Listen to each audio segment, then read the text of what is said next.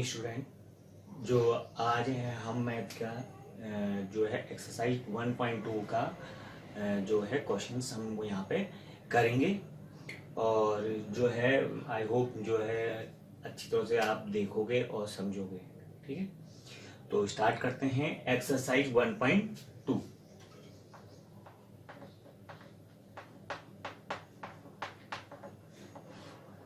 Exercise 1.2 है। Question number first, express the each number as product of its prime factor. जो हमें हर number है उसको क्या करना है, एक्सप्रेस करना है एक प्राइम फैक्टर के रूप में। ठीक है, यहाँ पे दो टाइप के नंबर होते हैं, composite number and prime number, है ना। प्राइम नंबर है are those number which have only two factors, one and itself. जिसका वन और इटसेल्फ, जो अपने और जो वन जिसका फैक्टर और जो खुद अपना फैक्टर, उसे प्राइम नंबर बोलते हैं। And composite number are those number which can be written into या which have more than two factors, जिनके दो से ज्यादा फैक्टर्स होते हैं। जैसे एग्जांपल ले लेते हैं 8 जो होता है 1 से भी जाता है, अपनी टेबल से भी जाता है, लेकिन साथ में 2 और 4 की टेबल से भी चले जाता है। तो यहाँ पे जो है एक्सरसाइज है, इसका पहला क्वेश्चन है, इसका पहला है ना। अब हम इसे एक्सप्रेस करना है किसके, प्राइम फैक्टर के रूप में। तो जो है इसमें प्राइम फैक्टर के रूप में हमें इसे दिखाना है। तो इसमें क्या करेंगे, इसमें जो है फर्स्ट क्वेश्चन है 140। अब ये 140 है। अब जैसे हम पहली वाली क्लासों में एलसीएम लेते हुए जो है इसे करते हैं, तो है वही एलसीएम मेथड है, लेकिन यहाँ पर फंडामेंटल थ्योरम जो है एक प्रकार से उसके रूप में भी हम यहाँ पे इसे लिख सकते हैं। जैसे यहाँ पे लिख देंगे हम 140। ठीक है, 140 हो गया। अब इसमें क्या होता है कि हम टेबल किसी से भी दे सकते हैं, लेकिन हमें सबसे पहले प्राइम नंबरों से ही स्टार्ट करना पड़ता है, क्योंकि प्राइम फैक्टर है। तो सबसे पहला वाला प्राइम फैक्टर जो होगा हमारा 2। ठीक है, अब इसके लिए क्या है, जैसे डिविजिबिलिटी टेस्ट जो तुम जो है वो आप क्या होगा, इससे पहले वाली क्लास में पढ़े होगे, जैसे 2 का 3 का इन सबके डिविजिबिलिटी टेस्ट को कैसे कंडक्ट करते हैं। तो 2 का डिविजिबिलिटी टेस्ट करेंगे तो 2 प्राइम नंबर है, तो पहले 2 से ये होगा। तो 2 से करेंगे तो क्या होगा, यहाँ पे हमें पता है कि प्राइम उसके हिसाब से तो 2 है ना। अब कितना आएगा, 2 7 जा 14 और 0, इस तरीके से हमने लिख दिया। फिर अगेन 2 का डिविजिबिलिटी टेस्ट इसमें फिर लग रहा है, तो 2 के डिविजिबिलिटी टेस्ट के अकॉर्डिंग हम इसको फिर से 2 से करेंगे डिवाइड, तो कितना आएगा 35। अब 35 आ गया, हम फिर 2 से ट्राई करेंगे। ठीक है, अब जब भी 2 का डिविजिबिलिटी टेस्ट इसमें अप्लाई नहीं हो रहा, तो हम नेक्स्ट प्राइम नंबर जो होगा 3 को देखेंगे, तो 3 से डिवाइड करेंगे तो कितना आएगा, 3 का डिविजिबिलिटी टेस्ट 5 + 3 8, तो 3 से डिवाइड नहीं होता, तो यहाँ पे भी 3 से क्या होगा, डिवाइड नहीं होगा, है ना। 4 से नहीं करेंगे इसमें, यहाँ पे जो 4 कंपोजिट नंबर हमें प्राइम फैक्टराइजेशन होता है, तो प्राइम नंबरों से ही लेंगे। तो इसके बाद नेक्स्ट नंबर जो होता है 5 से चेक किया जाता है। ठीक, 5 और इंटू 7, 5 7 जा 35। अब इसके बाद दोबारा देखेंगे तो जो है ये 7 खुद ही एक प्राइम नंबर है ना, यानी कि अपनी ही टेबल से जाएगा, तो इसलिए इसे यहाँ पर ही स्टॉप कर देंगे। और जो है 140 है, अब हम इसको कैसे लिख देंगे, 140 is equal to 2 into 2 into 5 into 7, इस तरीके से यहाँ पे लिखा जाएगा। एज शॉर्ट जो है हमने पावर्स वाले जो चैप्टर पढ़ा था, पावर हो गया है ना, तो उसके अकॉर्डिंग क्या होगा, यहाँ पे 2 इंटू 2, 2 की पावर 2 इंटू 5 इंटू 7, हम इस तरीके से यहाँ पे लिख सकते हैं इसे। और जो हम वैसे फॉर्मली जो करते हैं हम एलसीएम, वो कैसे होता है, इसी तरीके से तो करते हैं हम। यहाँ पे 140 है ना, तो 2 से 2 7 जा 14 0, 2 से 35, 5 से 7 यहीं पे रुक सकते हैं, या 7 से डिवाइड दे दिया, 7 जा 7 इस तरीके से भी हम कर सकते हैं। तो इस तरीके से हम कर सकते हैं। और जो है ये हमारे आगे 2 इंटू 2 इंटू 5 इंटू 7 वही चीज आ रहा है। तो आई होप जो है इसके बाद जो अगले जो नेक्स्ट क्वेश्चन है 156, 3825, 5005 एंड 7429 जो है, इनके एलसीएम जो है आसानी से ले लोगे। तो उसको करने का प्रोसीजर ये है, और लास्ट में हम इसे जो है इसका पावर नोटेशन में हम इसको लिखेंगे। ठीक है, क्वेश्चन नंबर 2। ठीक है, इसमें क्या करना है हमें, find the LCM and HCF of the following pairs of number, जो भी हमें नीचे दिए हुए हैं इंटीजर्स हैं, एंड वेरीफाई करना है हमें एलसीएम और जो एचसीएफ होता है वो प्रोडक्ट ऑफ टू नंबर, जो हमें जो प्रोडक्ट ऑफ टू नंबर जो हमें दिए हुए हैं उनके मल्टीप्लाई का जो प्रोडक्ट है हमारा, उन दोनों नंबरों का प्रोडक्ट और प्लस उनके एलसीएम और एचसीएफ का जो प्रोडक्ट होगा हमें यहाँ पे वेरीफाई करना है कि वो बराबर होता है। ये जो होता है एज ए हम इसे आइडेंटिटी आगे क्वेश्चनों में यूज भी करते हैं कि एलसीएम एचसीएफ का प्रोडक्ट जो होता है वो दो नंबरों के जो होता है प्रोडक्ट के बराबर होता है। तो इसमें जो पहला क्वेश्चन है, ठीक है, 26 एंड 91 है ना, इसको कर सकते हैं। फिर 510 एंड 1 जो है 92 है उसको करेंगे। 336 एंड 54 है, इसको करेंगे। तो यहाँ पे जो है मैं इसमें से एक ले लेता हूँ क्वेश्चन, थोड़ा बड़ा ले लेते हैं, क्वेश्चन नंबर 2 और का 3rd। ठीक है, तो जो इसमें है 336 एंड 54।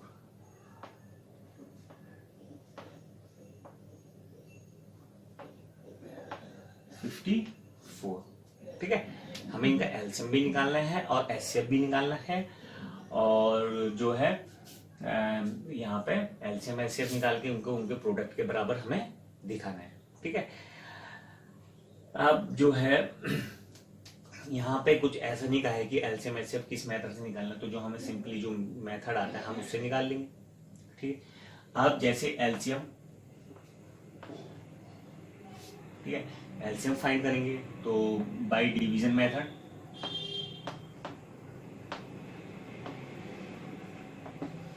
ऐसी तो एक साथ लेते हैं, तो यहाँ पे जो होगा कितना आ जाएगा,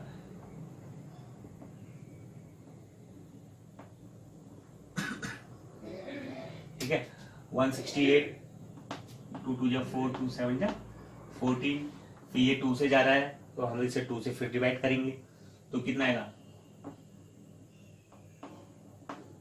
और जो डिवाइड नहीं जाता उसे एज इट इज वैसे ही रखते हैं। पहले हम देखते हैं कि पहले सबसे स्लोएस्ट प्राइम नंबर से लेते हैं। अगर हम 5 से या डायरेक्ट किसी नंबर से करते हैं तो थोड़ा गलत मैंने दिखाना पड़ता है हमें यहाँ पे प्रोसीजर की प्राइम फैक्टराइजेशन से कैसे करते हैं। ठीक है, 2 से,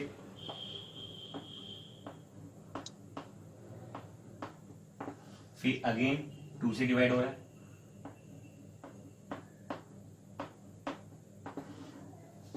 ठीक है। अब यहाँ पे हम 2 का डिविजिबिलिटी टेस्ट लगा रहे हैं, तो यहाँ पर 2 का डिविजिबिलिटी टेस्ट फेल हो रहा है, तो उसके लिए क्या करेंगे, अब नेक्स्ट प्राइम नंबर हम 3 के लिए देखते हैं कि 3 का डिविजिबिलिटी टेस्ट क्या था, जो डिजिट्स होती है उनका सम अगर 3 से डिवाइड जाएगा तो पूरा का पूरा नंबर 3 से डिवाइड जाएगा।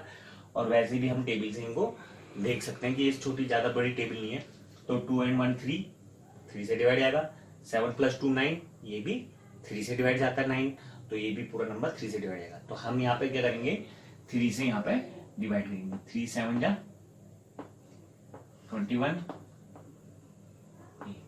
फिर अगेन एक नंबर और है 3 से जाने वाला, तो इसको भी ऐसे ही करेंगे,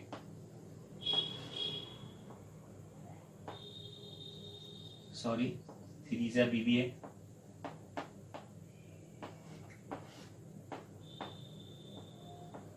यहाँ पे आ जाएगा 1 and 1। जब हमारा यहाँ पे लास्ट में जो है 1 and 1 बच जाता है तो हम यहाँ पे स्टॉप हो जाएंगे।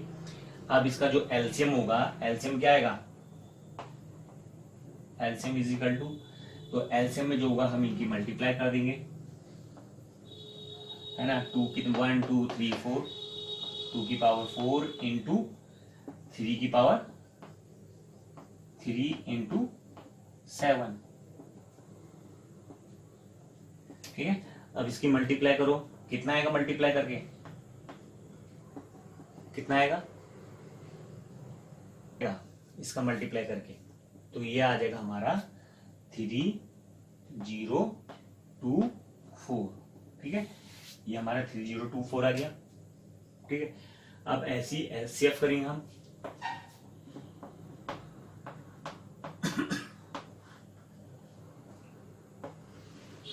अब जो है इन नंबरों का हम एचसीएफ यहाँ पे निकालेंगे, तो एचसीएफ के लिए वही डिवीजन मेथड, 54,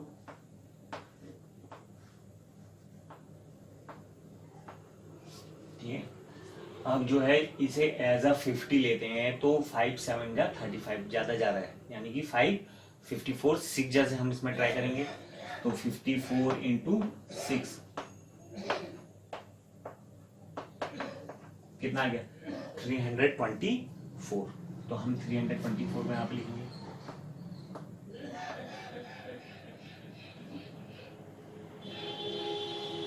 ठीक है,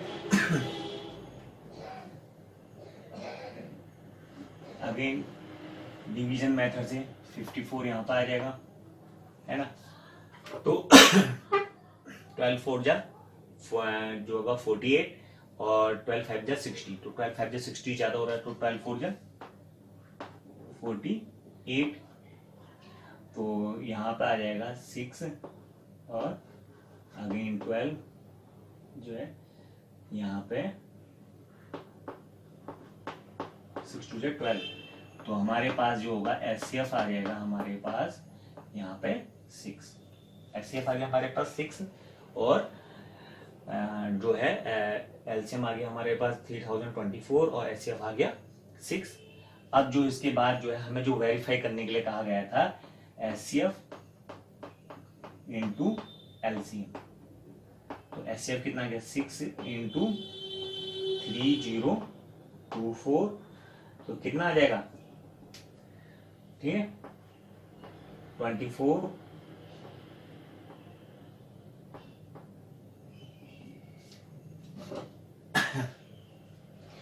तो ये जो आ गया हमारा 18144। ठीक है, अब इसके बाद जो है हमें वेरीफाई करना था product of these two number, जिन नंबरों का हमने एलसीएम एचसीएफ निकाला उन्हीं के प्रोडक्ट के बराबर हो गया, तो यहाँ पे आ गया प्रोडक्ट ऑफ नंबर्स। ठीक है, तो प्रोडक्ट ऑफ नंबर्स कितना आएगा 336 इंटू 54 जो है। अब इसकी मल्टीप्लाई करेंगे, मल्टीप्लाई जो इसकी करेंगे तो कितना आएगा, मल्टीप्लाई करके आ रहा है ये 18144, तो हमें यहाँ पे क्या मिल गया, दोनों के दोनों सही आ रहे हैं, तो क्या होगा हेंस, है ना, hence HCF into LCM is equal to product of number. ठीक है, या हम एज ए लैंग्वेज लिख सकते हैं हेंस ये it is verified that the जो है product of number is equal to the product of their HCF and their LCM. जो नंबरों का प्रोडक्ट होगा वो उनके एचसीएफ और उन्हीं के फॉर देयर कहते हैं is equal to the product of their HCF and LCM, यहाँ पे जो होगा आ जाएगा। ठीक है, तो यहाँ पे हम लास्ट लाइन लिखना होता है। ठीक है, तो इस तरीके से हम बाकी जो है इस एक्सरसाइज के बाकी क्वेश्चन को इजीली कर सकते हैं। ठीक है, अब जो है इस एक्सरसाइज का क्वेश्चन नंबर 3 करते हैं।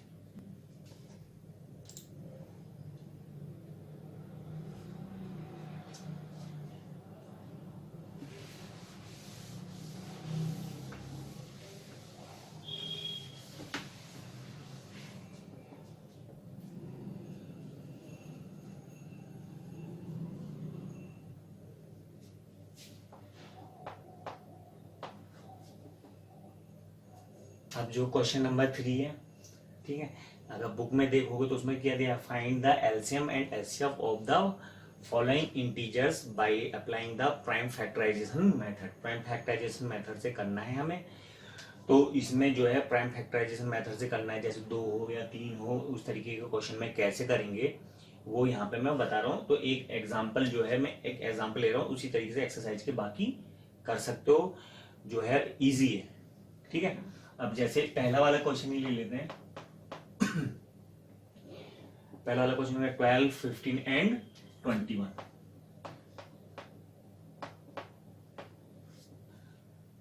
12 15 एंड 21। ठीक है, अब इसमें क्या करेंगे, अब जब हम इनके प्राइम फैक्टराइजेशन करेंगे 12 15 एंड 21।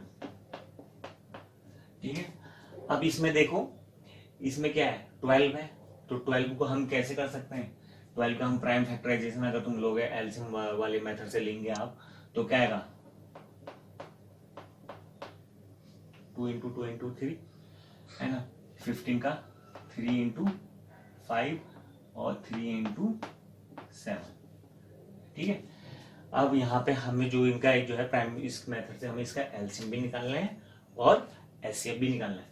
तो इसको जो है समझने के लिए एचसीएफ, ठीक है, ऑफ 12, 15, 21 इक्वल्स टू, ये है कि इन नंबरों का जो एचसीएफ हो कितना होगा। तो जो एचसीएफ होता है, एचसीएफ हम जो एचसीएफ एलसीएम जो भी लेंगे, पहले देखते हैं कि कौन कौन से एलिमेंट हमारे कॉमन है। ठीक है, तो एचसीएफ में जो होता है, जो अगर 2 का ले रहे हैं तो दोनों में कॉमन होना चाहिए, अगर 3 का हम एचसीएफ ले रहे हैं तो वो तीनों में वही नंबर कॉमन होना चाहिए, अदरवाइज क्या आ जाएगा आंसर 1, क्योंकि 1 हर किसी का प्राइम फैक्टर तो होता ही है। तो वो आंसर कितना आएगा अगर 1, अगर कुछ कॉमन नहीं आ रहा है तो। अब इसमें जो होगा, इसमें आ जाएगा हमारे पास एचसीएफ 3।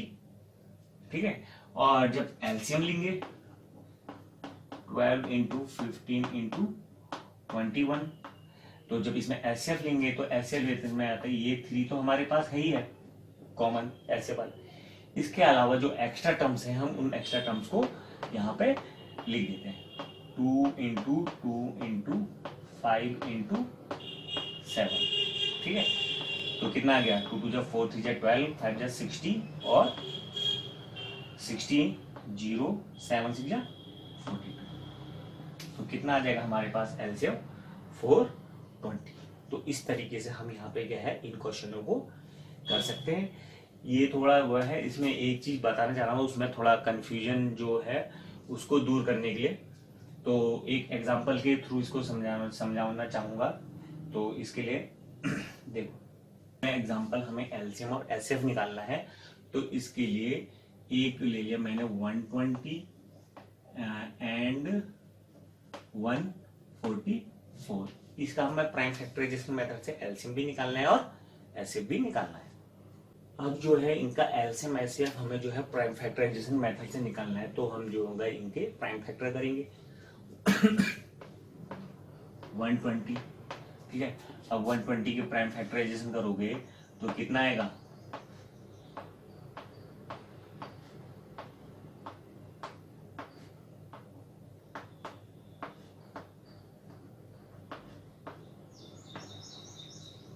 ठीक है 120 का यही आएगा। तो इसको हम एज अ उसको पावर नोटेशन में लिखेंगे तो कितना आएगा, 2 की पावर 3 इंटू 3 इंटू 5, क्योंकि 3 बार आए तो 2 की पावर 3, 5 टाइम्स आता तो पावर ऐड होती है, हमें जैसे पहले वाली क्लासों में पढ़ा।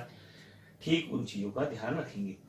ठीक है, इसमें जो है अब जो 9th क्लास में आ गए तो अपने जो प्रीवियस क्लास का नॉलेज जो 10th क्लास में है, तो उसमें जो है हमें 9th क्लास के जो और 8th क्लास में जो हमने सीखे पावर नोटेशन वाले, इनको हमें ध्यान में रखना पड़ेगा जितने हमने प्रीवियस जो एक्सरसाइज के क्वेश्चन है, क्योंकि ये जो है पहले वाली चीजें सीखे हुए अगली क्लास के लिए जो होती है स्टेप्स होते हैं, तभी तो ये बना रखे हैं। तो इन स्टेपों के बारे में जानकारी होनी चाहिए, और जो पिछली क्लास के 9th क्लास के जो फॉर्मूले हैं और जो भी मेथड है शुरू की एक्सरसाइजों को, उनको एक बार रिवाइज जरूर कर लेना। ठीक है, अब ऐसे हम 144 का लेते हैं।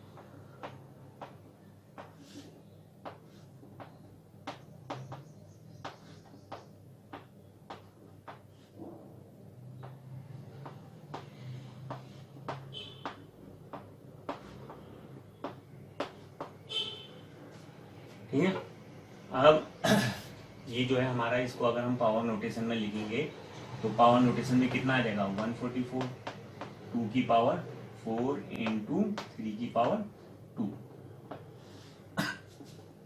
अब हमारे पास ये क्वेश्चन है और हमें एचसीएफ भी निकालना है और प्राइम फैक्टर में से, और एचसीएफ भी निकालना है और एलसीएम भी निकालना है। तो इसके लिए क्या करेंगे, पहले देखेंगे 2 यहाँ भी कॉमन है, 3 यहाँ भी है, तो इनको हम सर्किल कर लेंगे। ठीक है, अब इसमें ध्यान देने वाली बात क्या है, एचसीएफ।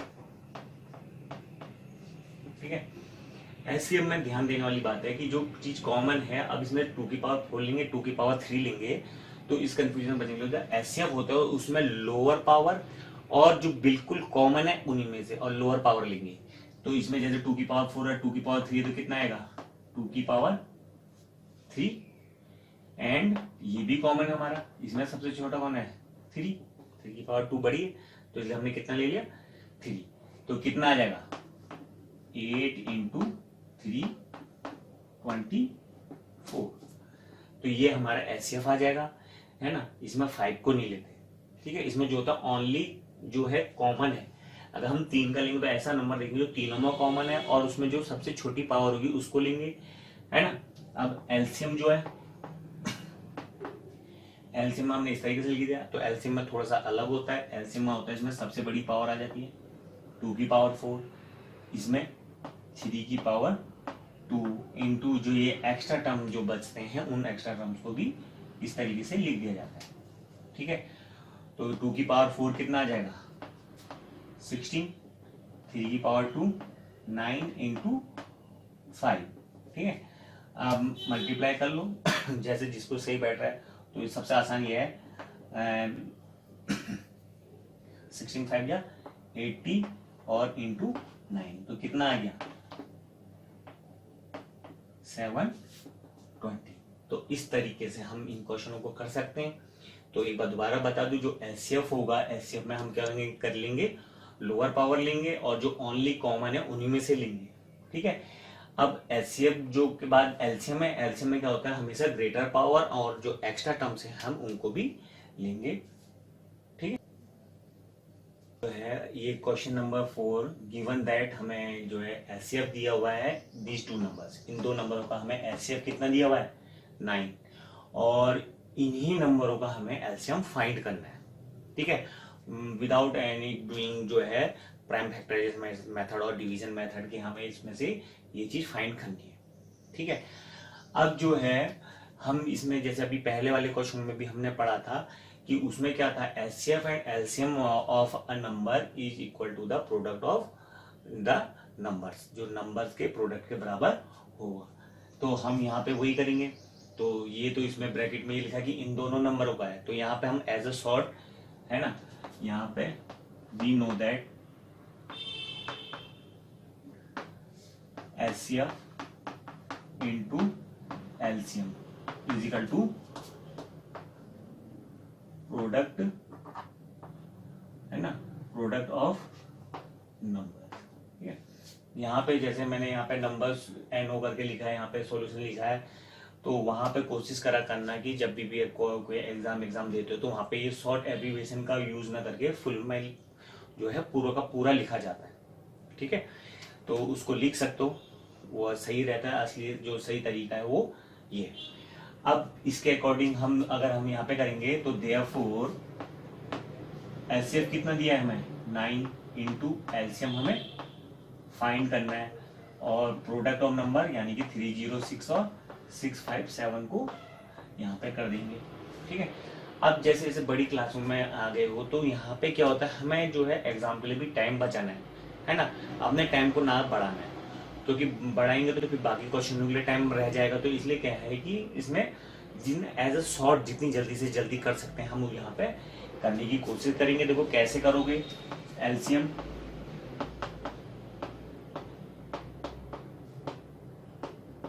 है ना, मल्टीप्लाई, तो इक्वलिटी के उधर जाने पर क्या होता है, प्रॉपर्टी बदल जाती है, तो मल्टीप्लाई से डिवीजन में आ जाएगा।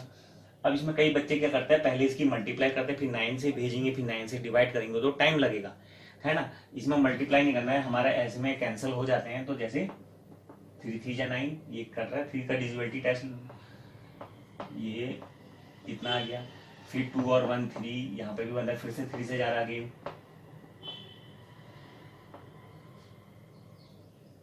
तो कितना आ गया 34 इंटू 657। तो यहाँ पे जो है हमारा स्टेप जो होगा इजी हो जाएगा। अब हम पहले 306 एक 3 डिजिट के नंबर लेंगे, उनकी मल्टीप्लाई करेंगे, फिर हमें डिवाइड करना पड़ेगा, 9 से डिवाइड करना पड़ेगा उस बड़े नंबर को। तो यहाँ पे क्या है, हमारा जो है समय की बचत हो जाएगी। इसको हम क्या करेंगे, 657 को इजिली कर सकते हो। तो जैसे 657 इंटू 34, तो कितना आ जाएगा 4 7 28 2